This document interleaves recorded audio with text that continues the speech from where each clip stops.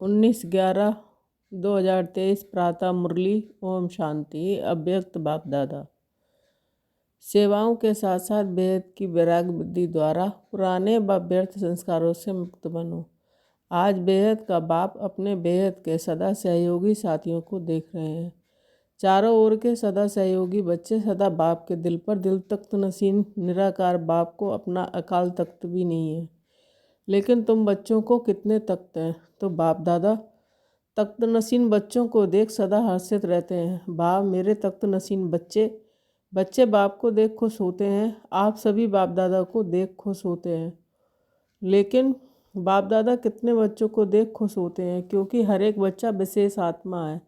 चाहे last number भी है, लेकिन फिर भी लास्ट होते भी विशेष कोटों में कोई में भी कोई की लिस्ट में है। इसलिए एक एक बच्चे को देख बाप को ज़्यादा खुशी है व आपको है, दोनों को। बाप को कितने बच्चे हैं, जितने बच्चे उतनी खुशी, और आपको सिर्फ डबल खुशी है। बस आपको परिवार की भी खुशी है, लेकिन बाप की खुशी सदा काल की है और आपकी खुशी सदा काल है, या कभी नीचे ऊपर होती है। बाप दादा समझाते हैं, बाप दादा समझते हैं कि ब्राह्मण जीवन का श्वास खुशी है। खुशी नहीं तो ब्राह्मण जीवन नहीं। और अविनाशी खुशी कभी कभी वाली नहीं, परसेंटेज वाली नहीं। खुशी तो खुशी है। आज 50% खुशी है, कल 100% है। तो जीवन का श्वास नीचे ऊपर है ना। बाप दादा ने पहले भी कहा है कि शरीर चला जाए लेकिन खुशी नहीं जाए। तो ये पाठ सदा पक्का है या थोड़ा थोड़ा कच्चा है? सदा अंडरलाइन है। कभी कभी वाले क्या होंगे? सदा खुशी में रहने वाले पासविद आनर, और कभी कभी खुशी में रहने वालों को धर्मराजपुरी पास करनी पड़ेगी। पासविद आनर वाले 1 सेकंड में बाप के साथ जाएंगे, रुकेंगे नहीं। तो आप सब कौन हो? साथ चलने वाले या रुकने वाले? साथ चलने वाले। ऐसा चार्ट है क्योंकि विशेष डायमंड जुबली के वर्ष में बाप दादा की हर एक बच्चे के प्रति क्या शुभ आशा है, वह तो जानते हो ना। बाप दादा ने सभी बच्चों का चार्ट देखा। उसमें क्या देखा कि वर्तमान समय के प्रमाण एक बात का विशेष और अटेंशन चाहिए। जैसे सेवा में बहुत उमंग उत्साह से आगे बढ़ रहे हो और डायमंड जुबली में विशेष सेवा का उमंग उत्साह है, उसमें पास हो। हर एक यथाशक्ति सेवा कर रहे हैं और करते रहेंगे, लेकिन अब विशेष क्या चाहिए? समय समीप है, तो समय की समीपता के अनुसार अब कौन सी लहर होनी चाहिए? बैराग की। कौन सा बैराग? हद का या बेहद का? जितना सेवा का उमंग उत्साह है उतना समय की आवश्यकता प्रमाण स्व स्थिति में बेहद का बैराग कहाँ तक है? क्योंकि आपके सेवा की सफलता है जल्दी से जल्दी पिज्जा तैयार हो जाए, इसलिए सेवा करते हो ना। तो जब तक आप निमित्त आत्माओं में बेहद के बैराग की वृत्ति नहीं है, तो अन्य आत्माओं में भी बैराग वृत्ति नहीं आ सकती। और जब तक बैराग वृत्ति नहीं होगी, तो जो चाहते हो कि बाप का परिचय सबको मिले, वह नहीं मिल सकता। बेहद का बैराग सदा काल का बैराग है। अगर समय प्रमाण व सरकमटास प्रमाण बैराग आता है तो समय नंबर 1 हो गया और आप नंबर 2 हो गए। परिस्थिति या समय ने बैराग दिलाया, परिस्थिति खत्म, समय पास हो गया, तो बैराग पास हो गया। तो उसको क्या कहेंगे? बेहद का बैराग या हद का? तो अभी बेहद का बैराग चाहिए। अगर बैराग खंडित हो जाता है तो उसका मुख्य कारण है देवान। जब तक देवान का बैराग नहीं है तब तक कोई भी बात का बैराग सदाकाल नहीं होता, अल्पकाल का होता है। संबंध से बैराग ये बड़ी बात नहीं है। वह तो दुनिया में भी कईयों को दिल से बैराग आ जाता है, लेकिन यहाँ देवान के जो भी भिन्न भिन्न रूप हैं, उन भिन्न भिन्न रूपों को तो जानते हो ना। कितने देवान के रूप हैं, उसका विस्तार तो जानते हो। लेकिन इस अनेक देवान के रूपों को जानकर बेहद के बैराग में रहना देवान देही अवमान में बदल जाए। जैसे देवान एक नेचुरल हो गया, ऐसे देही अवमान नेचुरल हो जाए। क्योंकि हर बात में पहला शब्द देह ही आता है। चाहे संबंध है तो भी देह का संबंध ही है, पदार्थ है तो देह के पदार्थ हैं, तो मूल आधार देहवान है।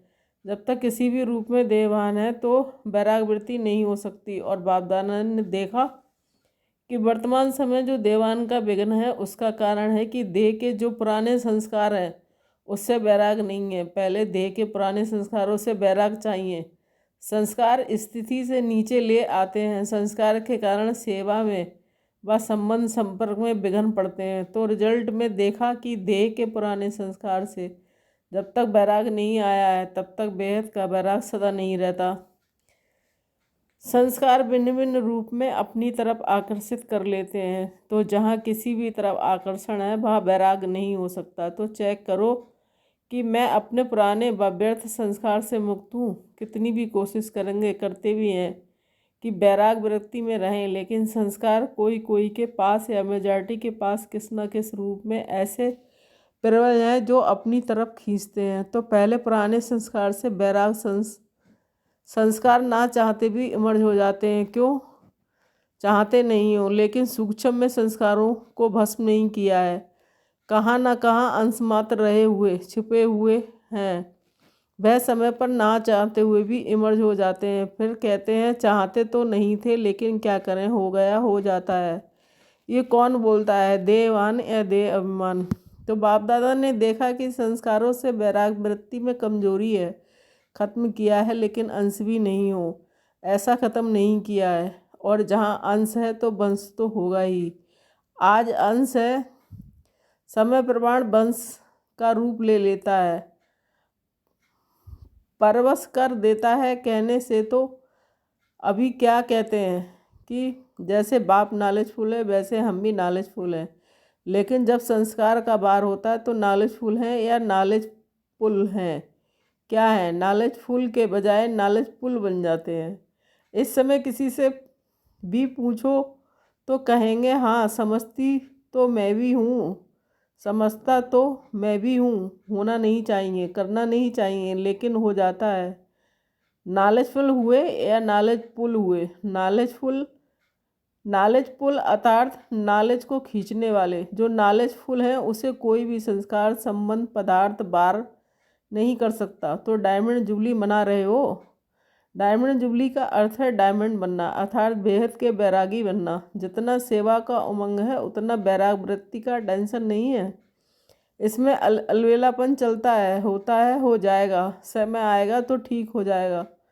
तो समय आपका शिक्षक है या बाबा शिक्षक है, कौन है? अगर समय पर परिवर्तन करेंगे तो आपका शिक्षक तो समय हो गया, आपकी रचना आपका शिक्षक हो, ये ठीक है। तो जब ऐसी परिस्थिति आती है तो क्या करते हो, समय पर ठीक कर लूँगी, हो जाएगा। अब आपको भी दिलासा देते हैं, फिक्र नहीं करो, हो जाएगा, समय पर बिल्कुल आगे बढ़ जाएंगे।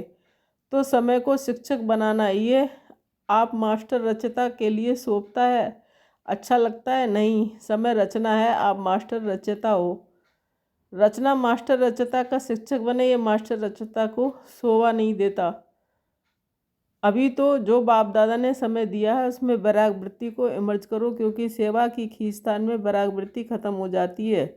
वैसे सेवा में खुशी भी मिलती है, शक्ति भी मिलती है और प्रत्यक्ष फल भी मिलता है, लेकिन बेहद का वैराग खत्म भी सेवा में ही होता है। इसलिए अब अपने अंदर इस वैराग वृत्ति को जगाओ। कल पहले भी बने तो आप ही थे और थे कि और थे, आप ही हैं ना, सिर्फ मर्ज है। इसको इमर्ज करो। जैसे सेवा के प्लान को प्रैक्टिकल में इमर्ज करते हो तब सफलता मिलती है ना, ऐसे अभी बेहद के वैराग वृत्ति को इमर्ज करो। चाहे कितने भी साधन प्राप्त हैं, और साधन तो आपको दिन प्रतिदिन ज़्यादा ही मिलने हैं, लेकिन बेहद का वैराग वृत्ति की साधना मर्ज नहीं हो, इमर्ज हो। साधन और साधना का बैलेंस, क्योंकि आगे चल कर के प्रकृति आपकी दासी होगी, सत्कार मिलेगा, सम्मान मिलेगा, लेकिन सब कुछ होते हुए वैराग वृत्ति कम नहीं हो। तो बेहद के वैराग वृत्ति का वायुमंडल स्वयं में अनुभव करते हो कि सेवा में बिजी हो गए हो। जैसे दुनिया वालों को सेवा का प्रभाव दिखाई देता है ना, ऐसे बेहद के वैराग वृत्ति का प्रभाव दिखाई दे। आदि में आप सभी की स्थिति क्या थी? कराची में जब थे, बाहर की कोई सेवाएं नहीं थी, साधन थे, लेकिन बेहद की वैराग वृत्ति के वायुमंडल ने सेवा को बढ़ाया। तो जो भी डायमंड जुबली वाले हैं उन्होंने आदि संस्कार हैं, अब मर्ज हो गए हैं। अब फिर से वृत्ति को इमर्ज करो। आदि रत्नों के बेहद के वैराग वृत्ति ने स्थापना की। अभी नई दुनिया की स्थापना के लिए फिर से वही वृत्ति और वही वायुमंडल इमर्ज करो। तो सुना, क्या ज़रूरत है? साधन ही नहीं, और कहो हमको तो बैराग है, तो कौन मानेगा। साधन हो और बैराग हो। पहले के साधन और अभी के साधनों में कितना अंतर है। साधना छिप गई है और साधन प्रत्यक्ष हो गए हैं। अच्छा, साधन बड़े दिल से यूज करो क्योंकि साधन आपके लिए ही है, लेकिन साधना को मर्ज नहीं करो, बैलेंस पूरा करो, पूरा होना चाहिए। जैसे दुनिया वालों को कहते हो कि कमल पुष्प समान बनो, तो साधन होते हुए कमल पुष्प समान बनो। साधन बुरे नहीं है, साधन तो आपके कर्म का, योग का फल है, लेकिन वृत्ति की बात है। ऐसे तो नहीं कि साधन के प्रवृत्ति में साधनों के बस फंस तो नहीं जाते। कमल पुष्प समान न्यारे और बाप के प्यारे यूज करते हुए उन्हों के प्रभाव में नहीं आए। न्यारे साधन बेहद की वैराग वृत्ति को मर्ज नहीं करें। अभी विश्व अति में जा रही है, तो अभी आवश्यकता है सच्चे वैराग वृत्ति की, और वह वायुमंडल बनाने वाले आप हो। पहले संयम में, फिर विश्व में। तो डायमंड जुबली वाले क्या करेंगे, लहर फैलाएंगे ना। आप लोग तो अनुभवी हो, शुरू का अनुभव है ना। सब कुछ था, देसी घी खाओ जितना खा सकते, फिर भी बैराग, बेहद की बैराग वृत्ति। दुनिया वाले तो देसी घी खाते हैं, लेकिन आप तो पीते थे। घी की नदियाँ देखी तो डायमंड जूबली वालों को विशेष काम करना है। आपस में इकट्ठे हुए तो रूह रुहान करना है। जैसे सेवा की मीटिंग करते हो वैसे उसकी मीटिंग करो। जो बाप दादा कहते हैं, चाहते हैं सेकंड में अशरीरी हो जाओ, उसका फाउंडेशन ये बेहद की बैराग वृत्ति है। नहीं तो कितनी भी कोशिश करेंगे, लेकिन सेकंड में नहीं हो सकेंगे। युद्ध में ही चले जाएंगे जहाँ बैराग है। तो ये बैराग है योग धरनी, उसमें जो भी डालो उसका फल फौरन निकलता है। तो क्या करना है, सभी को फील हो कि बस हमको भी अभी बैराग वृत्ति में जाना है। अच्छा समझा, क्या करना है। सहज है या मुश्किल है, थोड़ा थोड़ा आकर्षण तो होगी या नहीं।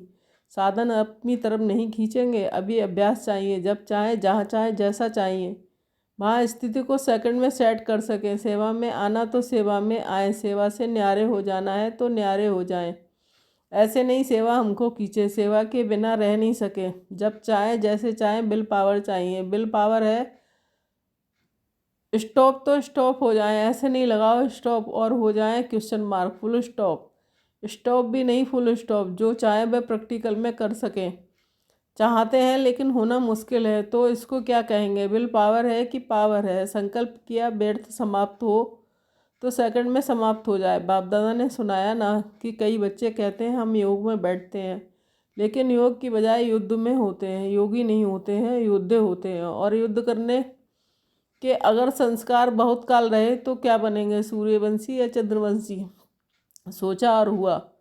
सोचना और होना सेकंड का काम है। इसको कहते हैं विल पावर। विल पावर है कि प्लान बहुत अच्छे बनाते, लेकिन प्लान बनते हैं 10 और प्रैक्टिकल में होते हैं 5। ऐसे तो नहीं होता। सोचते बहुत अच्छा है, ये करेंगे, ये होगा, ये होगा, लेकिन प्रैक्टिकल में अंतर पड़ जाता है। तो अभी ऐसी विल पावर हो, संकल्प में किया और कर्म में प्रैक्टिकल हुआ पड़ा है, ऐसे अनुभव हो। नहीं तो देखा जाता है अमृत वेले जब बाप से रूहान करते, बहुत अच्छी अच्छी बातें बोलते हैं, ये करेंगे, ये करेंगे, और जब रात होती है तो क्या रिजल्ट होती है। बाप को खुश बहुत करते हैं, बातें इतनी मीठी मीठी करते हैं, इतनी अच्छी अच्छी करते हैं कि बाप भी खुश हो जाता है। बाप, मेरे बच्चे कहते हैं बाबा बस आपने जो कहा ना होना ही है, हुआ पड़ा है। बहुत अच्छी अच्छी बातें करते हैं। कई तो बाप को इतना दिलासा दिलाते हैं कि बाबा हम नहीं होंगे तो कौन होगा, बाबा कल्प कल्प हम ही तो थे। खुश हो जाते हैं। हाल में पीछे बैठने वालों से, पीछे बैठने वाले अच्छी तरह से सुन रहे हो ना, आगे वालों से पहले पीछे वाले करेंगे। बैठे पीछे हो लेकिन सबसे समीप दिल पर हो। क्यों, दूसरे को चांस देना, ये सेवा की ना। तो सेवादारी सदा बाप के दिल पर है। कभी भी ऐसे नहीं सोचना कि हम भी अगर दादियाँ होती ना तो जरा सा, लेकिन सामने तो क्या दिल पर हो। और दिल भी साधारण दिल नहीं, तख्त है। तो दिल तख्त नसीन है ना। कहाँ भी बैठे हो, चाहे इस कोने में बैठे हो, चाहे नीचे बैठे हो, चाहे केबिन में बैठे हो, लेकिन बाप के दिल पर हो। अच्छा, चारों ओर के तख्त नसीन श्रेष्ठ भागवान आत्माएं, सदा बेहद के बैराग वृत्ति से वायुमंडल बनाने वाले विशेष आत्माएं, सदा अपने श्रेष्ठ विशेषताओं को कार्य में लगाने वाले विशेष आत्माएं, सदा एक बाप के साथ और श्रीमत के हाथ को अनुभव करने वाले समीप आत्माओं को बाप दादा का याद प्यार और नमस्ते वरदान। एक वृत्ता के राज को जान वरदाता को राजी करने वाले सर्व सिद्धि स्वरूप भव स्पष्टीकरण वरदाता बाप के पास अखुट वरदान है। जो जितना लेना चाहें खुला भंडार है। ऐसे खुले भंडार से कई बच्चे संपन्न बनते हैं और कोई यथाशक्ति संपन्न बनते हैं। सबसे ज़्यादा झोली भरकर देने से भोलानाथ वरदाता रूप ही है। सिर्फ उसको राजी करने की विधि को जान लो तो सर्व शक्तियाँ प्राप्त हो जाएंगी। वरदाता को एक शब्द सबसे प्रिय लगता है, एक वृत्ता। संकल्प स्वपन में भी दूजा वृत्ता ना हो, वृत्ति में रहे मेरा तो एक दूसरा ना कोई। जिसने इस राज को जाना उसकी झोली वरदानों से भरपूर रहती है। स्लोगन मनसा और वाचा दोनों सेवाएं साथ साथ करो तो डबल फल प्राप्त होता रहेगा। ओम शांति।